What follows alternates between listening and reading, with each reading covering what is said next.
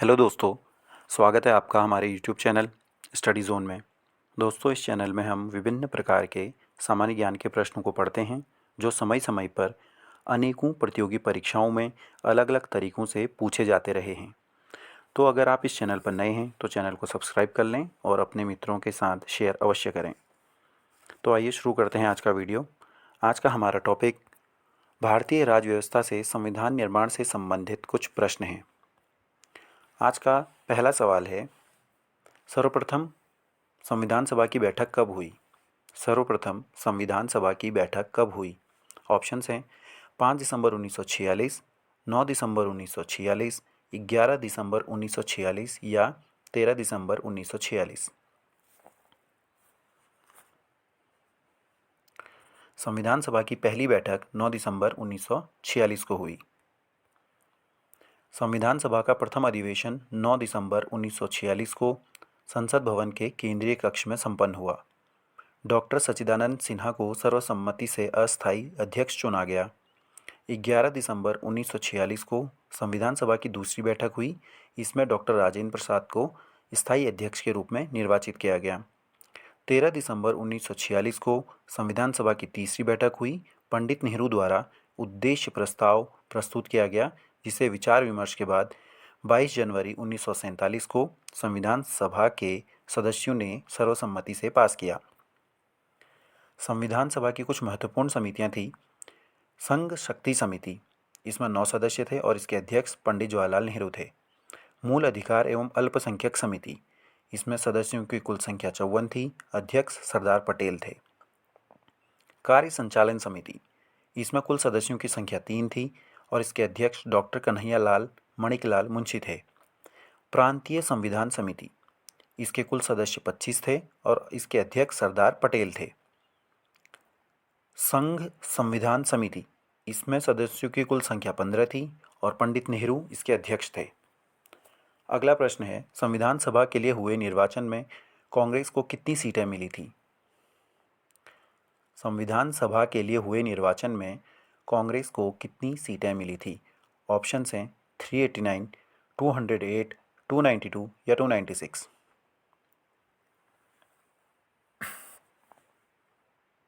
संविधान सभा के लिए हुए निर्वाचन में कांग्रेस को 208 सीटें मिली थी। संविधान सभा में कुल 389 सदस्य थे। इसमें 292 ब्रिटिश प्रांतों के प्रतिनिधि थे, 93 देसी रियासतों का प्रतिनिधित्व करते थे तथा 4 सदस्य चीफ कमिश्नरी प्रांतों से थे।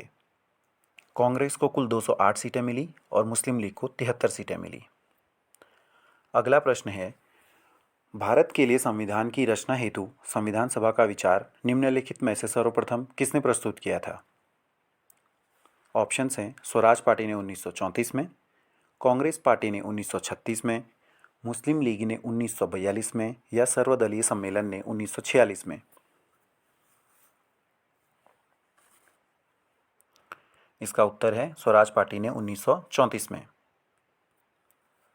भारत में संविधान सभा का गठन का विचार सर्वप्रथम 1934 में वामपंथी नेता एम.एन. राय द्वारा रखा गया। वर्ष 1934 में ही स्वराज पार्टी द्वारा संविधान सभा के गठन का प्रस्ताव रखा गया। अगला प्रश्न है, कैबिनेट मिशन योजना के अंतर्गत संविधान निर्मात्री परिषद के प्रत्येक प्रांत को आवंटित सदस्य संख्या निर्धारित करने के लिए एक प्रतिनिधि कितनी जनसंख्या के अनुपात में रखा था? ऑप्शंस हैं 8 लाख व्यक्ति, 10 लाख व्यक्ति, 15 लाख व्यक्ति या 20 लाख व्यक्ति।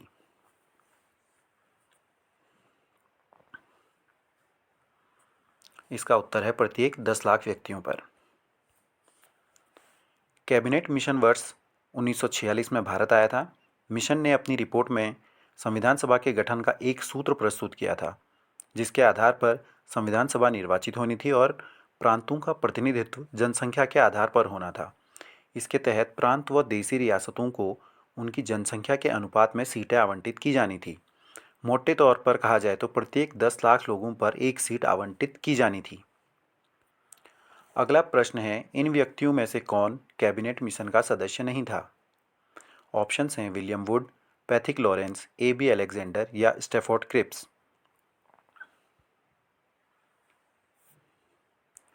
इन सदस्यों में विलियम वुड कैबिनेट मिशन का सदस्य नहीं था। कैबिनेट मिशन मार्च 1946 में भारत पहुंचा। इस मिशन के सदस्य पैथिक लॉरेंस, स्टैफोर्ड क्रिप्स और एबी अलेक्जेंडर थे और इस मिशन के अध्यक्ष पैथिक लॉरेंस थे। अगला प्रश्न है, 1946 में निर्मित अंतरिम सरकार में कार्यपालिका परिषद के उपसभापति कौन थे? ऑप्शंस हैं डॉक्टर सर्वपल्ली राधाकृष्णन, डॉक्टर राजेंद्र प्रसाद, जवाहरलाल नेहरू या सी राजगोपालाचारी। इसका उत्तर है पंडित जवाहरलाल नेहरू। अगला प्रश्न है, भारतीय संविधान सभा का गठन किया गया था।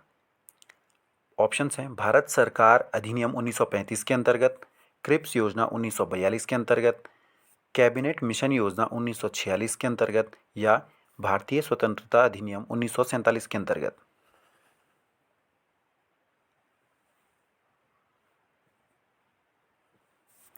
इसका उत्तर है कैबिनेट मिशन योजना 1946 के अंतर्गत। अगला प्रश्न है, निम्न में से कौन अगस्त 1946 में गठित प्रथम अंतरिम राष्ट्रीय सरकार के सदस्य नहीं थे? ऑप्शंस हैं जगजीवन राम, डॉक्टर सर्वपल्ली राधाकृष्णन, डॉक्टर राजेंद्र प्रसाद या सी राजगोपालाचारी।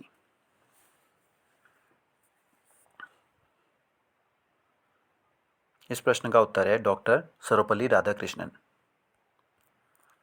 जगजीवन राम श्रम मंत्री थे अंतरिम सरकार में, डॉक्टर राजेंद्र प्रसाद खाद्य एवं कृषि मंत्री थे तथा सी राजगोपालाचारी शिक्षा मंत्री थे। अगला प्रश्न है, भारत को एक संविधान देने का प्रस्ताव संविधान सभा द्वारा कब पारित किया गया था? ऑप्शंस हैं 22 जनवरी 1946 को, 22 जनवरी 1947 को, 20 फरवरी 1947 को या 26 जुलाई 1946 को।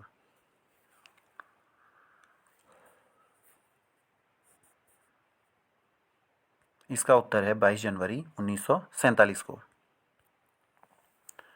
22 जनवरी 1947 को संविधान सभा द्वारा भारत को एक संविधान देने का उद्देश्य प्रस्ताव पारित किया गया। उद्देश्य प्रस्ताव को 13 दिसंबर 1946 को संविधान सभा में पंडित जवाहरलाल नेहरू द्वारा पेश किया गया था। आगे चलकर यही उद्देश्य प्रस्ताव प्रस्तावना का प्रारूप बना। अगला प्रश्न है, भारतीय संविधान को बनाने हेतु भारतीय संविधान सभा के कुल कितने अधिवेशन हुए थे? भारतीय संविधान को बनाने हेतु भारतीय संविधान सभा के कुल कितने अधिवेशन हुए थे? ऑप्शंस हैं 8, 10, 11 या 20।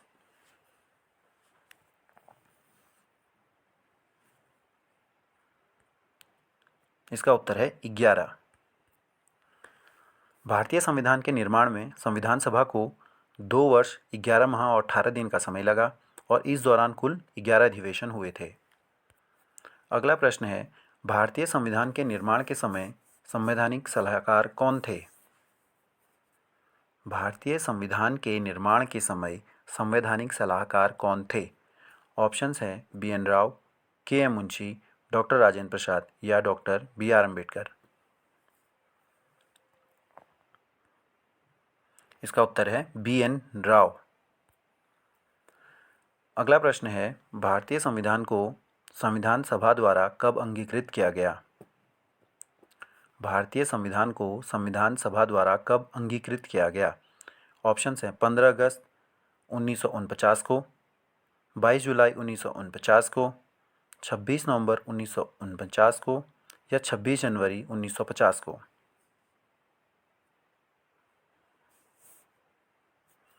इसका उत्तर है 26 नवंबर 1949 को। 26 नवंबर भारत में संविधान दिवस के रूप में मनाया जाता है। इसकी शुरुआत सन 2015 से हुई। अगला प्रश्न है, निम्नलिखित में से किसने संविधान सभा को हिंदुओं का निकाय कहा था? हिंदुओं का निकाय संविधान सभा को किसने कहा था? ऑप्शंस हैं Lord Mountbatten, Austin, Winston Churchill या लॉर्ड विस्काउंट।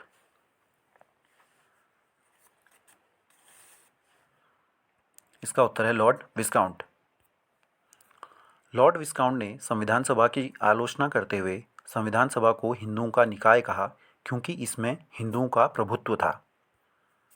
अगला प्रश्न है, the constitution as settled by the assembly be passed. प्रस्ताव संविधान सभा में किसने प्रस्तुत किया? The constitution as settled by the assembly be passed. प्रस्ताव संविधान सभा में किसने प्रस्तुत किया? ऑप्शंस हैं Pandit Jawaharlal Nehru, Sardar Vallabh Bhai Patel, doctor B R Ambedkar या बी एन राव। इसका उत्तर है डॉक्टर बी आर अम्बेडकर। भारतीय संविधान सभा की कुल कितनी महिला सदस्य थी?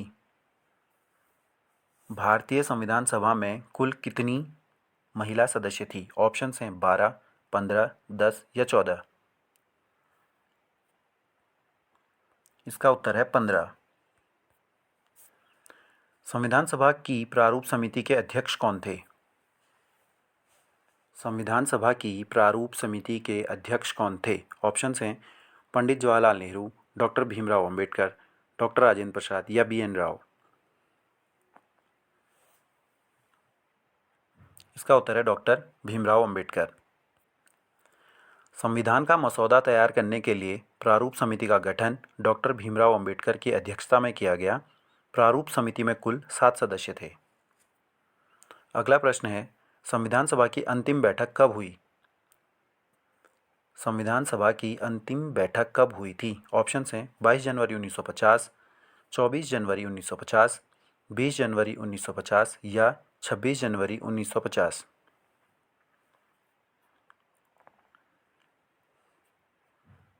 इसका उत्तर है 24 जनवरी 1950। अगला प्रश्न है, संविधान सभा ने राष्ट्रीय ध्वज का प्रारूप कब अपनाया? संविधान सभा ने राष्ट्रीय ध्वज का प्रारूप कब अपनाया? ऑप्शंस हैं 20 जुलाई 1947, 21 जुलाई 1947, 22 जुलाई 1947 या 24 जुलाई 1947। इसका उत्तर है 22 जुलाई 1947। अगला प्रश्न है, संविधान सभा ने राष्ट्रीय गान को कब अपनाया? संविधान सभा ने राष्ट्रीय गान को कब अपनाया? ऑप्शंस हैं 15 अगस्त 1947, 26 जनवरी 1950, 24 जनवरी 1950 या 26 नवंबर 1949।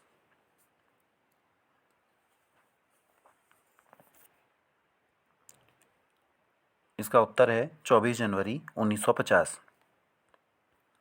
अगला प्रश्न है, संविधान में कुल कितने लोगों ने हस्ताक्षर किए थे? संविधान में कुल कितने लोगों ने हस्ताक्षर किए थे? ऑप्शंस हैं 389, 299, 284 या 292।